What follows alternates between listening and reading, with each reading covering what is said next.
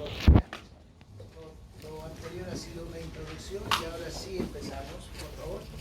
Y el primer tema que verdaderamente ya es parte de la materia es farmacocinética, luego sigue farmacodinamia, individualización de la terapia y mediadores locales, que ya son temas en sí de la primera parte de la materia. Entonces vemos farmacocinética. Siguiente. ¿Qué es la farmacocinética? Todo el mundo sabe. Cinética es movimiento, fármaco es algo relacionado con el movimiento de los fármacos. Es una rama de la farmacología que estudia la disposición y movimiento de los fármacos en el cuerpo y la forma en la que el organismo afecta a estos a lo largo del tiempo. Comprende varios procesos. La palabra mágica es el ATME. Comprende la absorción, distribución, metabolismo y excreción. Cada uno de estos puntos los vamos a ver con detalle hoy día.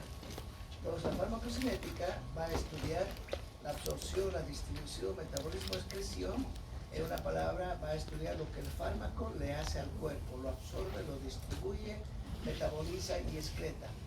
Hoy por hoy muchas de las presentaciones de los fármacos vienen con cubiertas, entonces hay un proceso que se aumenta una letrita y que se llama LATME, y LATME significa liberación. La farmacocinética estudiaría entonces la liberación, la absorción, la distribución, metabolismo, excreción. Siguiente, por favor. Estas son definiciones simples antes de entrar en materia para que todos sepamos lo que estamos diciendo. La absorción es el paso del medicamento desde el sitio de ingreso hasta llegar a la sangre. Se excluye de absorción el ingreso directo por vía intravenosa. Si nosotros vamos por cualquier vía de administración, sea oral, intramuscular, subcutánea, tiene que llegar a la sangre. Eso significa que tiene que absorberse, ¿de acuerdo? Pero cuando ya está en la sangre, cuando colocamos por vía intravenosa directa, ya no hay el proceso de absorción. Ya ha entrado a la sangre el medicamento. La distribución es el desplazamiento del fármaco por diferentes compartimientos. Hay como unas 4 teorías de cuáles son los compartimientos principales y de dónde a dónde se va el fármaco. El fármaco, cuando ingresa, lo primero que va a hacer es ingresar a la sangre, de la sangre irse a los tejidos más irrigados, de los tejidos más irrigados volver a la sangre y otra vuelta dirigirse a otros tejidos irradiados y por último buscar su interfase o el sitio donde va a actuar. Curiosamente, el fármaco se distribuye más hacia el sitio que crea un espacio virtual o algo donde se necesita el fármaco. Supongamos que una persona tiene una artritis muy dolorosa en la rodilla, el fármaco se va a distribuir por todo el cuerpo, va a alcanzar la concentración adecuada en el plasma, en la sangre, y va a ir en gran cantidad hacia el sitio donde está la infección e inflamación. ¿Estamos? Y luego va a volver para salir o para metabolizarse y transformarse. El metabolismo es la biotransformación que experimenta el fármaco desde su ingreso hasta su salida. Es decir, el fármaco no se va a metabolizar en un momento X. Desde que ingresa ya el fármaco está metabolizándose, transformándose, ya sea a través de enzimas del tubo digestivo, a través de enzimas del intersticio, en la sangre, etc. Y está experimentando cambios. Y al final el fármaco puede ser transformado, puede convertirse en un compuesto absolutamente diferente. Y ese compuesto transformado se llama metabolito. Hay algunos fármacos que crean metabolitos activos, es decir, que todavía tienen un efecto farmacológico, otros metabolitos tóxicos, y también un porcentaje no muy grande no se transforman y se eliminan, ya sea por vía urinaria o lo que fuera, sin ningún cambio. Por último, dentro del ATME está la excreción o la eliminación del fármaco. Es la forma en la que sale del cuerpo y por las vías que sale. Habitualmente hay 2 vías grandes por las que sale, que es la vía biliar y la vía urinaria, las dos, y ahí dependerá también de cuánto llega a esos sitios, cómo ha llegado, si está transformado o no, si ha adquirido carga, etcétera, etcétera. Siguiente, por favor. Eso es simple. Ahora entramos un poquito en detalle. Entonces, la droga en su sitio de administración experimenta que hemos hecho el primer paso de la farmacocinética, absorción. Luego se dirige la droga está en el plasma y experimenta nuestro segundo paso que se llama ¿qué? Distribución. Inmediatamente este se distribuye y se redistribuye hasta que las drogas entren en la tercera, que es el metabolismo, y por último la eliminación. La droga es eliminada, etcétera, etcétera. Siguiente. Hay algunas consideraciones básicas de la farmacocinética antes de entrar en cada rubro. Cuanto menor sea el peso molecular de la molécula farmacológica, más rápida será su absorción. Ustedes recuerdan, las proteínas tienen un peso molecular que las establece. ¿Cuánto es el peso molecular para decir proteína? 8000 daltons. Esas son moléculas muy grandes. Los fármacos a veces son de 100 daltons, de 150, de 200, de 300. Uno de 3000 o más es muy difícil que se pueda tener una actividad mejor que otra que es una molécula más pequeñita. Entonces, cuanto menor peso molecular tenga, más rápida será su absorción, su difusión, su llegada a la interfase, etc. Experimentan recirculación enterohepática. Esto significa que van al intestino y del intestino vuelven al hígado. Las drogas que tienen un peso mayor a 300 daltons, entonces les cuesta más moverse, les cuesta más distribuirse. Cuanto más solubilidad tenga en lípidos, más rápida será su absorción. Aquí hay dos constantes, uno de la liposolubilidad y otro de la hidrosolubilidad. No se olviden que los fármacos tienen que atravesar membranas, y mientras más lipídica sea la estructura o más fácil de atravesar, mejor será su difusión. Más liposoluble, mejor que puro hidrosoluble, y si es la mezcla de lipo y hidrosoluble, mucho mejor. Cuanto menos unido esté el fármaco a la proteína de transporte, o sea más libre, habrá más concentración del fármaco en el plasma. Los fármacos, muchísimos de ellos, necesitan transportarse en el plasma y se transportan a través de la albúmina, que es la proteína más abundante, e inclusive cuando el fármaco llega a la célula, tiene un transportador, muchos de ellos, y algunos sistemas de transportador intracelular nos hacen muchas veces malas jugadas, porque el fármaco llega a la célula en cuestión y una proteína de transporte intracelular expulsa al fármaco, lo saca, en vez de que el fármaco esté teniendo su acción a nivel molecular. ¿De acuerdo? Entonces hay que conocer que existen proteínas de transporte, no solamente plasmáticas como la albúmina, globulina, que van a trasladar al fármaco, se van a convertir en reservorios, sino que también intracelulares existen sistemas de transporte para los fármacos. La mayoría de las estructuras farmacológicas derivan de ácidos orgánicos, no cabe duda. Alguien, por ejemplo, si recuerda los AINES, ¿qué eran los AINES? Antiinflamatorios no esteroideos. El 95% de los AINES son ácidos orgánicos. ¿Alguien ha oído hablar del ibuprofeno? Sí. El ibuprofeno es derivado del ácido propiónico. ¿Alguien ha oído hablar de la aspirina? Sí. La aspirina es derivada del ácido ciálico. Salicílico. ¿Estamos? Entonces, muchísimos de los fármacos son ácidos orgánicos, otros van a ser obviamente alquilos, otros van a ser diferentes estructuras, pero una gran parte son ácidos orgánicos.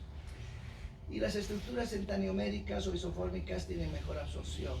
Depende cómo están colocados los átomos cuando se fabrica el fármaco, para ver cuál va a tener mejor. Si están localizadas muchas moléculas a la izquierda o a la derecha, su absorción va a ser menor. Pero si son isos, son muy equilibradas y están casi todas en el centro, se va a absorber mejor. Siguiente. ¿Cuál es el objetivo de la farmacocinética? Tiene que tener algo todo este estudio. Logra que el fármaco se concentre de manera adecuada y estable en el plasma y en el sitio de acción. Nos interesan esos dos lugares, que haya buena concentración del medicamento en la sangre y que haya buena concentración en el sitio donde queremos ejercer una acción farmacológica. Supongamos que un medicamento tiene muy buena concentración en la sangre, pero en el sitio donde debería actuar, que es nuestro propósito, no llega en buena concentración. Entonces tenemos que ver por la farmacocinética cuál será el medicamento que mejor llegue a ese sitio que nos interesa. Por decir, un paciente tiene una prostatitis, es una inflamación de la próstata, y el medicamento en el plasma está en muy buena concentración, ha logrado niveles altos del fármaco en el plasma, pero a la próstata llega en muy poca cantidad, llega un 1 o 2%. Entonces tendremos que buscar un fármaco que sí pueda tener concentración en el plasma, que entre comillas no nos interesaría muchísimo en este caso, pero que en la próstata sí llegue a una concentración llamemos arriba del 20-30%. ¿Me entienden? Entonces tenemos que jugar con eso, conociendo la farmacocinética del fármaco y decir este es el que mejor concentración tiene en el sitio que nos importa y por ende tiene concentración en el plasma. Un ratito. Entonces lograr que el fármaco se concentre de manera adecuada y estable en el plasma y en el sitio de acción por el tiempo necesario para su efecto deseado.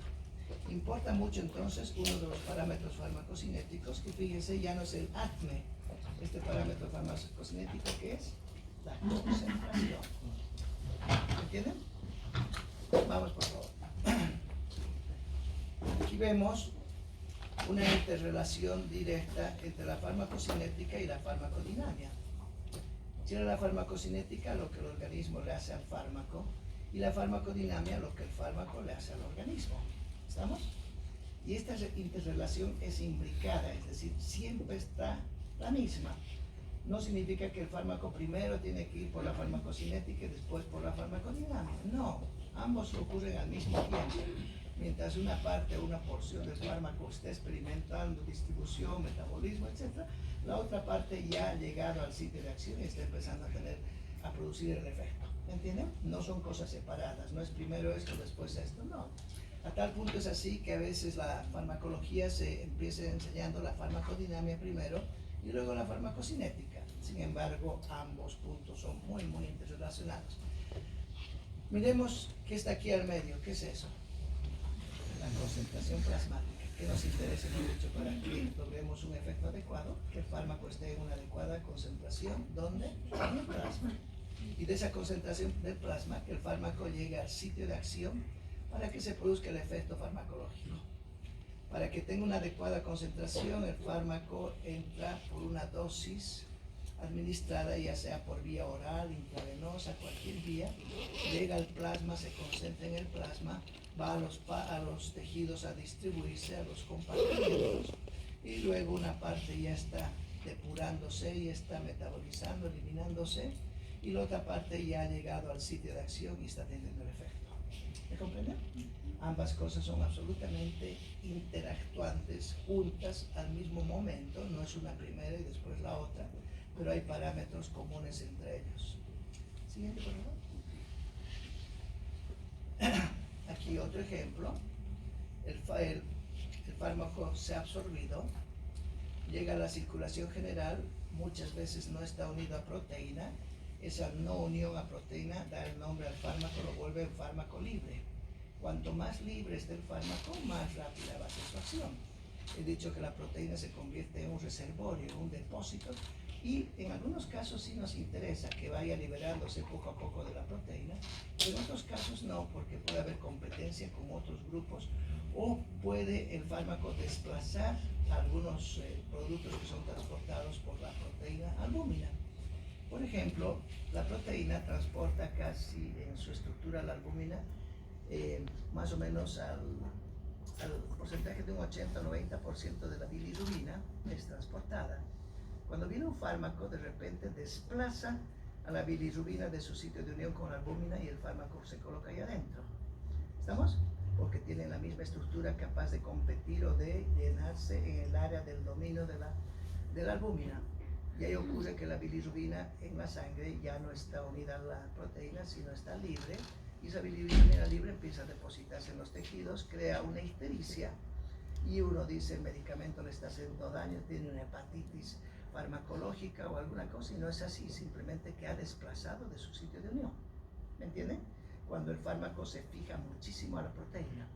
Hay fármacos que tienen una fijación a proteína de un 99%, es decir, depende simplemente de su concentración un poquito más elevada versus el producto biológico propio nuestro para pelear por el sitio de unión. Si ese fármaco se concentra mucho en la proteína, seguro que va a desplazar estructuras que son llevadas por la albúmina habitualmente. ¿Estamos? Bien. Entonces el fármaco, después de la absorción, entra a la circulación y ahí tenemos el fármaco que está libre o el fármaco que está ligado a la proteína que recibe de un depósito. Luego el fármaco puede empezar a experimentar una biotransformación, inclusive antes de distribuirse. El fármaco se puede excretar Y aquí hay sitios de acción donde el fármaco va a actuar en esos sitios y vuelve luego a la circulación, va a los depósitos y ahí está ligado a las proteínas de los depósitos de los fármacos o está libre. Por ejemplo, los estrógenos, ¿han oído hablar de los estrógenos? Yes. Los estrógenos, particularmente el estradiol, cuando ingresa al cuerpo y le damos en concentraciones altas a una paciente, tiene unos depósitos naturales y el estrógeno se deposita en el tejido adiposo. Damos mucho estrógeno a ese paciente, tiene muchos depósitos en el tejido adiposo. Y a lo largo del tiempo, esos depósitos que han almacenado, entre comillas, al fármaco, pueden ir liberándolo. ¿De acuerdo? Bien. Siguiente. Empezamos con el primer grupo o la primera parte de la farmacocinética. Y habíamos dicho que era la absorción de los fármacos. Y hasta este momento podemos decir que es absorción porque nos va a interesar la absorción, etc. Pero hay varias cosas que son interesantes. ¿Siguiente? Esta parte aquí no la miren, por favor, solamente vamos a ver esta parte. ¿Qué es la absorción de los fármacos? Es el proceso por el cual la molécula farmacológica, no se olviden que el fármaco fuera cual fuese, al revés se dice, sea cual fuese, el fármaco sea cual fuese su origen, ya sea animal, vegetal, mineral o sintético, lo que fuera, se transforma en una molécula farmacológica. Y lo que a nosotros nos interesa es la molécula farmacológica que va a interaccionar con la molécula biológica. Los fármacos tienen que actuar con algo, pero para eso tienen que volverse moléculas farmacológicas, ¿de acuerdo? Y en esa molécula farmacológica está implícita el principio activo o el fármaco como tal para tener una acción. Entonces, la absorción, proceso por el cual la molécula farmacológica llega a sus células blanco. Las células blancos se llaman targets, llega a sus lugares de acción o targets, no solamente célula blanco, sino lugar de acción. Obviamente atravesando membranas, es afectado por factores físicos, químicos, fisiológicos, y al final de toda la farmacocinética vamos a ver qué factores son los que más modifican la absorción o los diferentes procesos. Bien, es afectado, dice, por factores físicos, químicos, fisiológicos. Algunos son físicos, por ejemplo, el tamaño de la molécula, el pH del medio, el pK del fármaco, la estructura de la membrana celular, que determinan todos ellos la biodisponibilidad. Este término también es farmacocinético, pero fíjese, no está en el ADME. El ADME era absorción, distribución, etc. Y la biodisponibilidad es la cantidad real de fármaco que ha llegado a la sangre después de sufrir el proceso que se llama ¿qué? Absorción. Cuando un medicamento tiene mayor biodisponibilidad que el otro, es mejor, es más útil. Si el fármaco tiene una biodisponibilidad de un 90-95% versus uno que tiene un 5%, toda la vida vamos a preferir el que tenga mayor biodisponibilidad. Es decir, el que ha logrado el mayor porcentaje de su concentración de llegar al plasma. ¿De acuerdo? ¿Estamos o no? Bien, siguiente por favor. Hay un término que se llama fracción de absorción. Es decir, qué cantidad de fármaco verdaderamente se está absorbiendo, y tiene algunos puntos interesantes. ¿De qué depende la fracción de absorción? De las características físicas del fármaco, como liposolubilidad, grado de ionización, peso molecular, etc. De las características del preparado farmacéutico. El preparado farmacéutico hoy por hoy, y desde ahora lo van a llamar ustedes la formulación, cómo se ha preparado ese fármaco, cómo está viniendo, qué excipiente está utilizando, qué vehículo, etc. De la forma de administración, píldora, gel, solución, etc. De la vía de administración, de los factores fisiológicos, por ejemplo, edad, aquí habrá edad, embarazo, peso, etc. De los factores patológicos, que enfermedades que afectan la absorción. De repente una persona tiene una duodenitis crónica, una ileitis, y algo va a afectar para su absorción si es por vía oral del fármaco. De los factores iatrogénicos de tipo interferencia o interacción entre un medicamento y otro. De la superficie de absorción, y este es un hecho, cuanto más grande es la superficie de absorción, más será la absorción del fármaco y la llegada a la sangre, su biodisponibilidad. De la tasa de degradación o dilución, etc. Siguiente, por favor. Aquí vemos entonces En el mecanismo de absorción interesa mucho la capacidad del fármaco de pasar las membranas. Cuando pasa libremente las membranas y no necesita energía, ¿qué se llama eso? Difusión pasiva. Cuando necesita no energía, pero constantes de concentración más alta, se llama difusión facilitada o intercambio a través de un sistema particularmente cotransportador, o cuando necesita energía para atravesar las membranas, o por último de cómo entra el fármaco por exocitosis o endocitosis, habitualmente por endocitosis y cómo se mueve ahí adentro. Los factores que influyen en la absorción, hemos dicho, efecto del pH en el sitio de absorción. No se olviden que todos nuestros lugares anatómicos, no todos, pero muchos de ellos tienen diferentes pHs, diferentes concentraciones de hidrógenos, y sus pHs de diferentes áreas varían desde un pH ácido hasta un pH muy alcalino, dependiendo de la concentración de hidrógeno, y eso va a alterar un poco si el fármaco particularmente viene ionizado o el fármaco tiene que absorberse a determinado pH, o el fármaco es muy ácido o muy básico, débil en su sentido de constitución. Depende del riego sanguíneo en el sitio de absorción. Cuanto más sangre tiene el sitio de absorción, más fácilmente se va a absorber. Depende del contacto, del tiempo de contacto con la superficie de absorción, depende de la superficie o área de absorción. ¿Qué habíamos dicho que era biodisponibilidad? Habíamos dicho que era la cantidad real del fármaco que llega a la sangre. Muchas veces, para que llegue una verdadera cantidad del fármaco, si es administrado por vía oral, pasa muy rápidamente al hígado. No se olviden que tenemos la parte anatómica, el intestino lo absorbe y el intestino lo lleva inmediatamente al hígado. Y el hígado se constituye un sitio donde ya está transformando el fármaco. Antes de que llegue a la sangre, antes de que llegue a su concentración adecuada, ya puede estar cambiando ese fármaco, modificándolo. Ese fenómeno que ocurre de transformación en el primer instante que el fármaco llega al cuerpo se llama fenómeno del primer paso. ¿Dónde ocurre el fenómeno del primer paso entonces? En el hígado. ¿Qué significará? El cambio que experimenta el fármaco al llegar al cuerpo en un primer paso por el hígado. Muchas veces, si nosotros queremos esquivar el fenómeno del primer paso, no tendremos que darle por vía oral el medicamento al paciente, o conocer cuánto es su extracción hepática, cuánto el hígado se lo capta para biotransformarlo. Entonces ahí utilizamos vías que no necesariamente son las orales para evitar este fenómeno del primer paso. Podemos utilizar una vía de administración intramuscular subcutánea, que obviamente obviamos el primer paso, ¿de acuerdo? O utilizamos la vía oral sublingual, pero sublingual, y en la vía sublingual ya no hay el fenómeno tan intenso del primer paso, que es la extracción hepática del fármaco. Depende de la solubilidad de la droga, de la inestabilidad química, de la naturaleza de la formulación.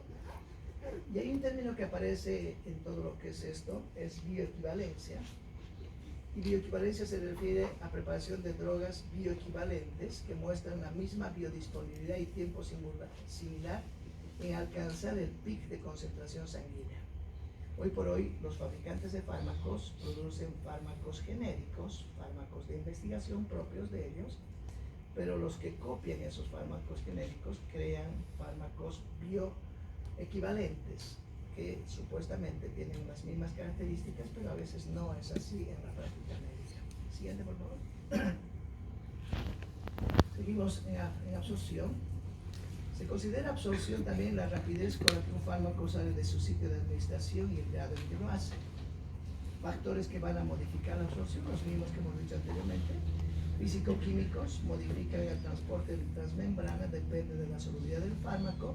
Los fármacos que están formulados como soluciones acuosas, bien líquidas, se absorben con mayor rapidez que los fármacos que son soluciones oleosas.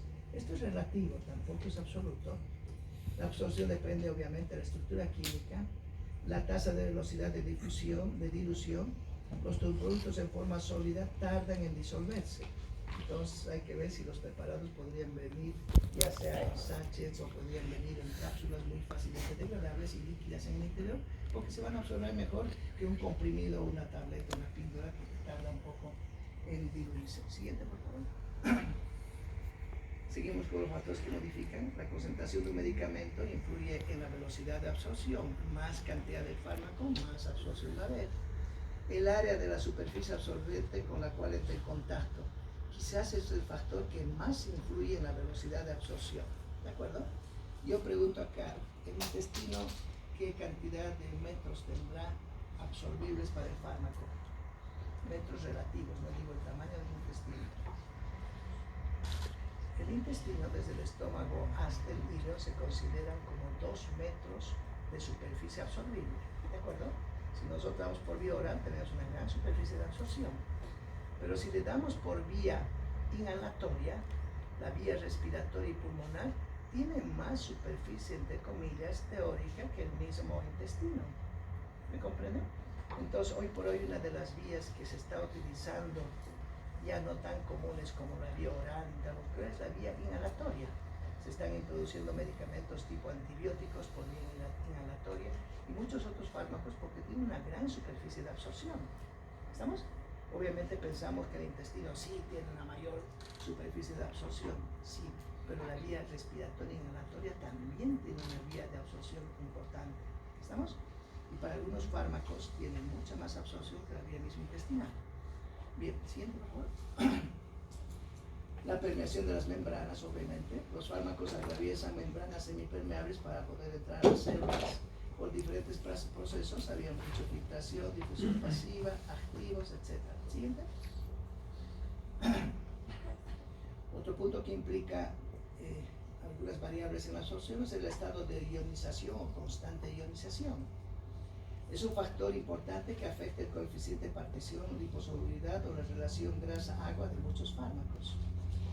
Por tanto, muchos fármacos son bases o ácidos débiles y la relación entre moléculas ionizadas y no ionizadas cambia según cómo es el pH en que se encuentra. No se olvide que había dicho que el fármaco va a atravesar diferentes sitios de concentraciones de iones y cuanto es ácido necesitará más concentración de iones para absorberse y cuando es alcalino menos concentración de iones de hidrógeno para absorberse y va a depender de eso. Siguiente, por favor. Hay que recordar que los líquidos biológicos tienen diferentes pHs que afectan la absorción de la droga, distribución y excreción. Muchos fármacos son dependientes en su absorción del pH en el que se encuentran, el pH del medio, y también dependen obviamente del pK del fármaco. Y esto determina la fracción de absorción o cantidad real de una dosis que es absorbida y que entra a la circulación sistémica después de la administración del fármaco. Esto es interesante porque hay aproximadamente un 40% de fármacos que son ácidos o bases débiles, es decir, que en su composición tienen muchos hidrógenos o pocos hidrógenos y va a depender de por dónde van a atravesar para que se absorban o no, porque va a influir el pK del fármaco en el que existe un equilibrio con el pH o va a influir mucho el verdadero pH del medio por donde está atravesando el fármaco. Siguiente. El pK de un fármaco es definido como el pH en el cual existe un equilibrio entre las moléculas con carga y sin carga. Para un ácido débil, cuando el pH es ácido, es menor que su pK, las formas protonadas y ionizadas predominan. Y si el pH es mayor alcalino, las formas no protonadas con carga predominan. Para una base débil existe absolutamente lo diferente. Siguiente, por favor. En una conclusión, para no confundirse mucho con los términos, esto es clave, las drogas no ionizadas significan que no han cambiado sus átomos en carga, las no ionizadas en función al pH se absorben. En cambio, las drogas ionizadas en función al pH no se absorben. ¿Estamos? En conclusión, o dicho de otra forma, fármacos con pK ácido no se absorben en medio alcalino y fármacos con P básico no se absorben en medio ácido. ¿Qué necesita un fármaco con un pK ácido? Está en un medio ácido para absorberse. ¿Estamos? Supongamos la aspirina, un ejemplo. La aspirina es un ácido débil y la aspirina tiene un determinado pK, su pK es de 3.5. Significa que si entra a un medio donde hay un pH muy parecido al 3.5 o un pH ácido, la aspirina se va a absorber fácilmente, va a atravesar las membranas, va a llegar a la sangre, si estamos imaginando que le estamos dando por vía oral. Pero si cambiamos el pH en el del primer lugar o del cuerpo en general para que ese pH se vuelva más alcalino, la aspirina no se va a absorber. y va a tender a eliminarse del cuerpo. Si la aspirina es un ácido débil y va a absorberse en un gran porcentaje en el estómago, ¿qué podríamos hacer para que no se absorba en el estómago? ¿Darle qué? El pH del estómago, como hemos dicho que es ácido. Para que no se absorba, ¿qué le daremos a la persona? Le podemos dar bicarbonato, que es alcalino, y alcaliniza el pH del estómago. Y la aspirina, que es un pH alcalino, no se va a absorber. ¿Entienden? Y si la aspirina por mala suerte o el paciente por un intento de suicidio, lo que fuera, consume mucha aspirina, está produciendo mucha absorción en los lugares donde hay acidez o reabsorción en los lugares donde hay mucha acidez. Lo que tenemos que hacer en ese caso ya no es bicarbonato por vía oral, sino le damos bicarbonato por vía parenteral, intravenosa, y alcalinizamos todos los sitios del cuerpo. Si alcalinizamos la orina también tiene un pH ácido. Si estaría pasando por el riñón o por la vejiga el medicamento, en un pH ácido, como es ácido, se va a volver a absorber, se va a reabsorber. Pero si cambiamos el pH a nivel general y lo volvemos alcalino, la aspirina por donde pase ya no va a poder absorberse porque el pH es alcalino, es diferente. Y ese es un mecanismo que utilizamos para excretar, para sacar la aspirina del cuerpo si ha habido una intoxicación con el mismo. ¿Me entienden? Ok, vamos. Aquí ven, les había dicho que más o menos el 40% de los fármacos son ácidos o bases. Y aquí tenemos fármacos que son ácidos débiles, aquí fármacos que son bases débiles, la mayor cantidad son sobre todo bases débiles. Y algunos ejemplos de ácidos débiles con su determinado pK para saber nosotros en qué medio de pH se va a absorber mejor y cómo podríamos pelear. Entonces es una variable farmacocinética que nos enseña que si un fármaco es ácido, tendremos que acidificar el medio para que se absorba. Si un fármaco es base, tendremos que alcalinizar el medio, o contrario, si queremos que no se absorba. Aquí tenemos, por ejemplo, la aspirina. ¿Estamos? Llegan a ver la aspirina, ¿cuánto de pH o pK tiene? 3.5. ¿En qué medio se absorberá mejor? En medio ácido. ¿De acuerdo? Seguimos viendo otro medicamento que se va a utilizar, el fenobarbital, que se utiliza sobre todo para epilepsia. Tiene 7.4. ¿Dónde se absorberá mejor? En alcalino. ¿De acuerdo? Otro medicamento que tenemos, la metildopa, un antihipertensivo antiguo que tiene 22, y así sucesivamente. Cada uno de los fármacos que ustedes vayan a manejar, que conozcan que son sus medicamentos personales OP, tienen que de alguna manera saber si es un ácido o una base. Vuelvo a decir, 40% de los fármacos son ácidos o bases, no todos son ácidos o bases. Y aquí tenemos algunos fármacos básicos. Por ejemplo, el alopurinol es un medicamento que se va a utilizar para los pacientes que tienen gota o exceso de ácido úrico y hiperuricemia, y tiene un pK de 9.4 que va hasta 12.3, y así sucesivamente. ¿De acuerdo? Siguiente, por favor. Algunos coeficientes farmacocinéticos, la partición lípido-agua, coeficiente de difusión, coeficiente de permeabilidad. Esto es todo teórico para ver cuánto atraviesa una membrana. Siguiente. Factores que afectan la absorción gastrointestinal. Vamos a dar muchos fármacos por vía oral. Una de las vías más utilizadas por el paciente es la vía oral. Y alguien me dirá, ¿por qué la vía oral es utilizada por el paciente? ¿Por qué? Porque él no necesita de otra persona para que le dé medicamentos, es la primera razón. ¿Estamos? ¿Entienden? Porque si le daríamos por vía intravenosa o vía subcutánea intramuscular, necesita que otra persona le coloque. Y el paciente a veces no tiene esa posibilidad, y cuando puede ser por vía oral, el mismo paciente puede administrarse el fármaco. Entonces vamos a utilizar, y es preferible casi siempre utilizar la vía oral más que las otras vías, salvo que sean situaciones de urgencia y que queremos que el fármaco esté más rápidamente en la sangre.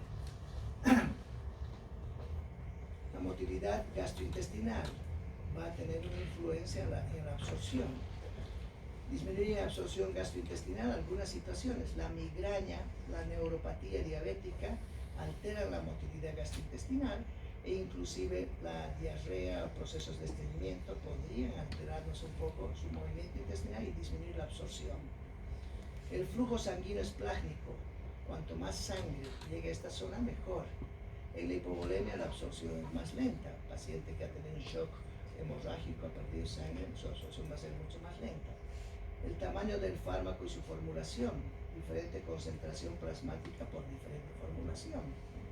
Los factores químicos, físico-químicos, estado del fármaco en el intestino, el pH, y ahí tenemos algunos medicamentos que van a depender o van a interactuar en esos para modificar su absorción. Por ejemplo, la tetraciclina, que es un antibiótico, no deberíamos juntar a nivel del intestino, donde se va a absorber, con el calcio. ¿Qué fuentes de calcio naturales tendríamos? Ha dicho la leche, el queso, el yogur, son fuentes naturales de calcio. Cuando uno le indica a un paciente tetraciclina, tendrá que decirle que no tome con leche, ¿de acuerdo? Porque va a impedir su absorción.